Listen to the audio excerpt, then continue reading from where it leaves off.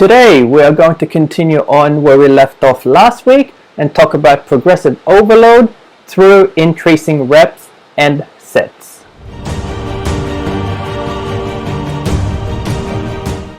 Last week we spoke about increasing the weight on the bar. This week we're going to talk about increasing the number of reps or sets. A quick definition for reps is that it's short for repetitions, and sets is how many reps you do before resting. If increasing the weight on the bar is not an option due to limited weight availability, or the next increment up is too difficult for you to do, you can increase the reps or sets instead. How many reps should you do? To keep things simple, for complex exercises like squats, deadlift, and bench press, you want to work between the rep ranges of 1 to 8, with 5 being the sweet spot. For less complex, easier to do movements like bicep curls and leg extensions, you can work between the 8 to 15 rep ranges. Now for a full breakdown of different compound and isolation exercises, then just click on this video above, which I talk about what a compound and isolation exercise is and give examples of what they may be. How does increasing the reps look like in action? So for example, say you only have a total of 100 kilograms worth of weights, and let's say you're doing the bench press, and currently you're doing 3 sets of 4 reps. Now, once you can comfortably do 3 sets of 4 reps, no technique breakdown, you do it without breaking too much of a sweat, then you need to progress in order to keep making progress.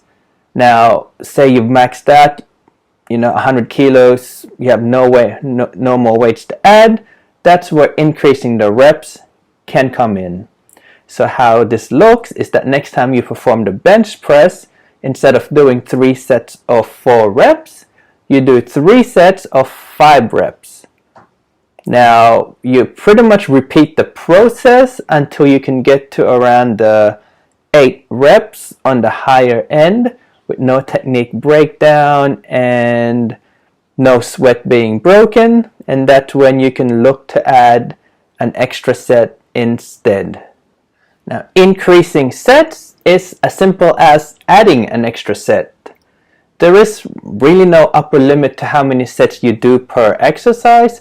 However, you have training methods like the German volume training, where you do 10 sets of every exercises that you do. However, doing 10 sets of 5 different exercises is actually very time consuming, and not a lot of people have 2 or more hours to spend at the gym per day. So for the sake of saving time, generally anywhere from 1 set all the way up to 5 reps is a good place to start. So carrying on from the previous example is that once you've maxed out your weights and you're at that you're doing a bench press and you're at that 8 rep higher end, the next progression is to add 4 sets. But what you also want to do is you should lower the amount of reps when you increase the sets. So for example, instead of doing 4 sets of 8, you'd start off with around 4 sets of 6 and then build up from there again. The reason that you want to do that is because you are increasing the amount of total work that you do.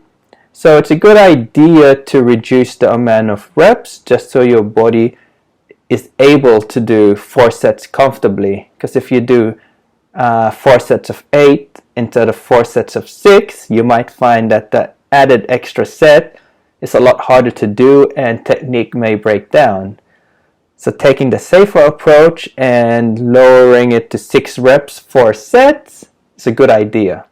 Now that you know how to increase reps or sets, Next, you'll learn about the guiding principles to help you decide whether to increase the reps or sets. Note that these are identical to the principles last week. So principle number 1 is increasing reps or sets by the lowest increment possible. Generally 1 or 2 rep increases is a good way to go.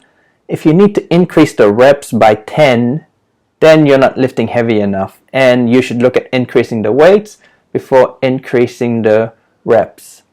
Increasing sets, the same deal. 1 extra set is all you really need, and you add an extra set every time that it gets easy. Principle number 2 is don't sacrifice technique to do more reps or to add more sets. Again, technique is everything. You should only be progressing once the exercise and the rep and set scheme is easy. Principle number 3 is if you're unsure of whether to increase or not, then the answer is to just do the exact same reps and set schemes the next workout that you do. Make sure you can execute the movement with perfect technique, and then once it gets easy, you're not breaking a sweat, you think you could do double the amount of, a lot more reps than what was written, then you progress by adding more reps or sets the next workout. Now that's a quick run through of progressive overload by increasing reps and sets, and the principles to know whether to progress.